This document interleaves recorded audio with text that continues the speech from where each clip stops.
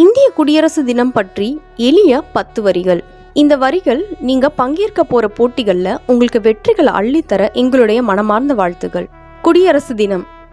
இந்திய குடியரசு தினம் ஒவ்வொரு ஆண்டும் ஜனவரி 26ஆம் தேதி கொண்டாடப்படுகிறது.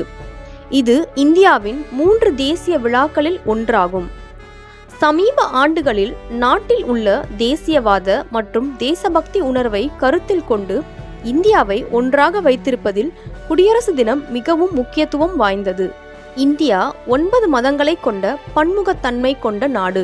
நாட்டின் நீளம் மற்றும் அகலத்தில் 20க்கும் மேற்பட்ட மொழிகள் பரவியுள்ளன. குடியரசு தினம் மற்றும் சுதந்திர தினம் போன்ற தேசிய விடுமுறைகள் மக்களை ஒன்றிணைக்கிறது.